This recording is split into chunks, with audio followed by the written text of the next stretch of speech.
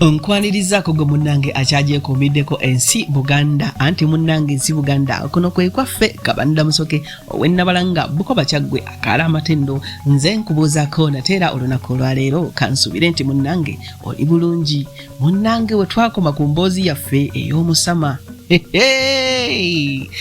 mutegeggwa amatu ggwe weeri anti luli twaleka ndyawo omwana nkubye akasente tumaze n'okuteekayo sente mu banka anneesize omwana ayagala mugulize poloti nga yazzeeyo e Boston munnange nno nga wayise ennaku nga ziizo Oliver yakwatagana ne muzeeye yamuguza ettaka ne bakyusa obwannannyini era ekyapa yakifuna ng'ebula ennaku mbale alinye ennyonyi okwolekera Amerika mu nsanve ya January esooka oba giyite wiiki esooka eya January neenyumiriza mu kubeera ne mukwano gwange nkuba kyeyo era Olivia gwe nali simanyi nnyo bimukwatako ng'oluusi ankubirako ne tunyumyamu era nga munnange ng'abaasisinkanako munnange lumu Oliver yakuba essimu omuwala omu gwe nali naye Maureen n'agikwata bwe nali naaba olwo nno ndi mu kiyigo n'agikwata yagijjako era Maureen yantegeeza oluvannyuma nti waliwo omukyala abadde ankubidde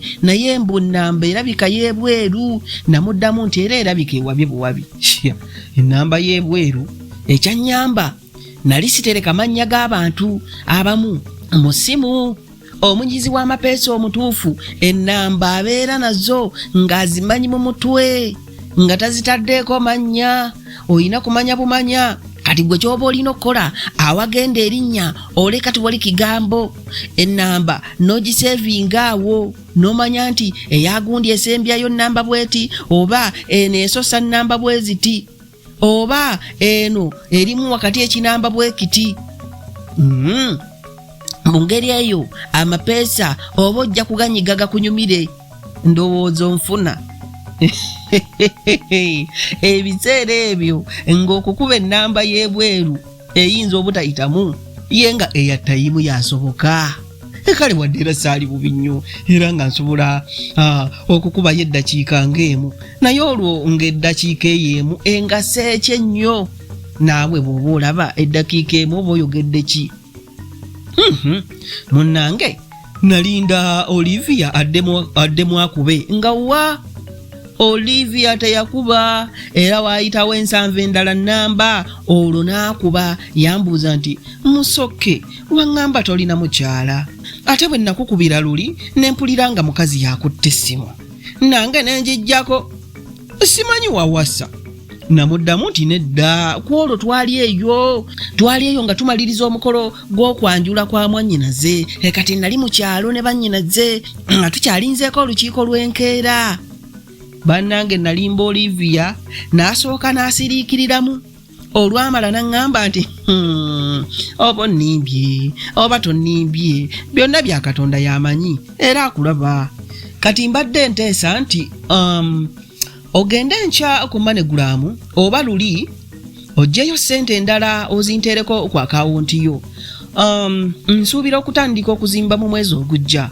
munnange Oliver yagattako nti poloti eri ey'ekira gireke wabula ozimbe mu yennajeera ennyumba z'abapangisa ezirimu buli kimu oba ziyite self contained okitegeera munnange yansaba mbisirikire kuba yali tayagala beewaabwe na mukwano gwe Nakitto babitegeereko kyokka nampa ennamba y'omukazi omu ye gwe yayita mukwano gwe oluvannyuma gwe nazuula nti yali nnyina nti mukubireko anyambeko bwe mba neetaaga obuyambi najjayo sente nenfuna abazimbi ne bakola ebyetaagisa omuli ne pulaani era emirimu gyatandika bukwakku neebuuza obuvumu Oliver gye yabujja okunkwasa obuvunaanyizibwa obwo bwonna nga mu butuufu tekikkirizika ebyaddala nga tekikkirizika omukazi oli omukulu mukwano gwa Oliver ng'atera okujja n'alambula ebikozesebwa era ndowooza yansingako ku mirundi gye yakola obwakalondoozi kunjuza Olivia kyokka yafuba nnyo okumanya gye mbeera era nange saamutya nnyo namulagirirayo munnange Oliver yampeerezanga ssente nga nze nkola kimu kyakuzijjayo nakuzikozesa ebyo bye ziteekeddwa okukola era nga zampadde okulyako nazo azirambika bulungi mu butuufu yazimpanga n'endyako era yakiddiŋŋananga nnyo nti ŋŋwanira ekirabo ssemalabo olw'obwesigwa. Munnange lumu Oliver yankubira essimu ekiro nga ndiko omuwala gwe ndi naye mu kitanda era saagikwata. Oliver ng'essimu ze azikuba kiro eyo ku ssaawa nga 6 oba 7 8 ye waabeera anyukira ku mulimu olumu nga zimmalako emirembe si lwa kasente ke yampanga okulyako naye emirembe gyanzigwangako. Kati kwolwo bw'akuba ne sikwata kwe kumpandiikira obubaka nti it hurts me when I call you and you refuse to pick. I really want to hear your voice. At least mumiro okwo. You don't know how I feel for you. Obubaka bwali mu Lungereza era ebigambo ebimu saabitegeera bulungi nga neebuuza lwaki biwandiikiddwa. Munnange Oliver yeemulugunya n'agattako ebigambo ebirala bye saategeera bulungi anti byali mu Luzungu, byali mu Lungereza, byali mu Luzungu. Kakati oba Oluzungu n'Olungereza bye bimu? I don't know n'okudonno. Munnange nakimanya nti Oliver ankubaganya nsobola okumukolera ebintu bye wano biggwe bulungi. Gw'ate omuntu eyali ebunaayira olwo ng'amazima ddala n'amugjawa.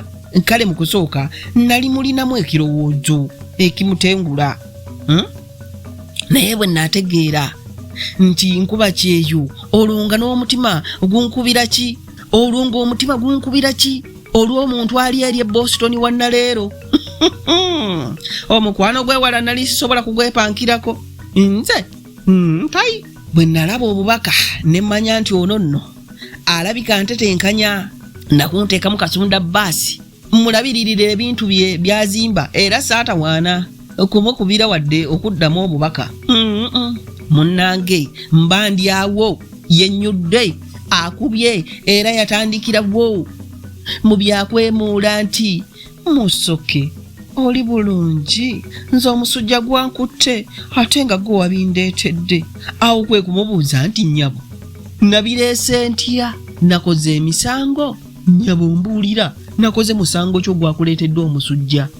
Munnange Oliver yanziramu nti Musoke siwulirangako ng'ompita erinnya lyange wakiri mpita eri ekika nti Nabulime naye gwe buli kaseera lwe twogera ompita nnyabo simanyi nkuswaza erinnya lyange oba sisaana kuyitibwako linnya lyange sisaana kuyitibwa ku linnya.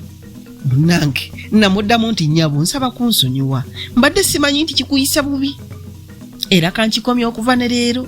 Munnange Oliver yanziramu nti kale wulira era obizzeemu era ompise nnyabo. Kyokka bannange abantu tebamanyi babalowoozaako singa omanye ekindi ku mutima tewandimbonyabonyeza bw'oti. Mazima ne nkukubira n'otakwata ate nga gwe wammanyiiza okwogerako nange n'ensula obulungi. Munnange nze nno ne muddamu nti mukwano nsaba kunsonyiwa essimu zaagirabye nabadde neebase ate bwe nsanzeeko mesagi nenjiddamu naye simanyi oba teyatuuse. Bannange munnange Oliver yanziramu nti weetaaga airtime era kati tukole bwe tuti ku Tuesday ngenda kuweereza ssente ofune essimu empya era ezimu ozisigaze ate endala ojja kuziwa omukyalo oli gw'otegedde obulungi. Naye Musoke mukwano tonsiriikirira gwe wekka gwe nnyinza okwogerako naawe oli muntu ategeera era nkakasizza oli w'amazima naye mpa ku budde mukwano nsabye busabi sibo sweetheart nsabye busabi mukwano neetonda naye nga sibitegeeza muli nali nkimanyi nti Oliver njiya buyiiya ate nga nkimanyi andi wala bw'atyo nga talina kyakuŋŋamba ku budde obwo era saagala kumanya kyokka akasente ke nga nkalya era ez'okuzimba nga nziwaayo ku mulimu gwazo ogwo. Munnange nno nga wayise ebbanga ennyumba za Oliver ennajeera zaggwa era engeri gye nalina kamera nga kuliko n'omukazi oli gwe yali tannantegeeza nti nnyina yennyini nembimuweereza byamutuukako oluvannyuma lw'ennaku nga ziizo yasanyuka nnyo entindaawo nga okkirira mu kigoogwa gwe nali mmanyiiko erinnya lya Mujuni yali bulooka w'ettaka n'enju so kati yabivaamu n'akola kampuni y'abawannyondo awo ku luguudo lwa Buganda Road. Ono gwe natuukirira ne musaba nfunire abapangisa mu nju omwezi we gwaggweerako nga ku nnyumba za Oliver 6 ennya mulimu abapangisa. Omwaka ogwo gwali gutuuse mu mwezi gw'omwenda era nga Oliver kumpi buli lunaku njogera naye enkolagana yali ekuze era ng'atandise n'okumbubira ssebo naddala bwe yakubanga n'endwawo okukwata essimu. Nange era nali mwegwanyiza lwakuba yali wala ate nga mmanyi sisobola kumwagala nga ndi eno. Munnange Oliver yatandika okumpangira eby'okugenda mu Amerika era nali wakuyita mu byabunoonyi bwa bubudamu. Obajjukira ebiseera bya FDC we yabeerera ey'amaanyi ennyo era nga Besigye yadduka alimu buwaŋŋanguse olw'ensonga z'ebyobufuzi. Twateesa ne Oliver ŋŋende mu FDC nfune kaadi eraga nti ndi muwagizi era mmemba oba nfuna. Omupango gwali nti ndi waakufunayo bannamawulire mbaweeyo akajja banteeke mu mpapula z'amawulire nti ntulugunyizibwa poliisi era oluvannyuma neebuzeewo ninye ennyonyi okufuna wempita ntuuke e Canada maleyo akabanga. Eyo gye nali ow'okuva neyunge ku Oliver e Boston, Massachusetts mu Amerika nange ntandika obulamu bw'ekyeyo. Naye abange mulowooza obudde tebuyise, obudde tebugenze. Lwaki bino sibikomya wano? Ne tuddiŋŋana ate mu kitundu ekirala nga twongera ku mboozi ya Oliver omusama. Gwe kanzire nabalanga bukoba kyaggwe tuddiŋŋana ate mu kitundu ekirala ng'ate nkuwa ebirala. Ayi Katonda akuuma Namulondo.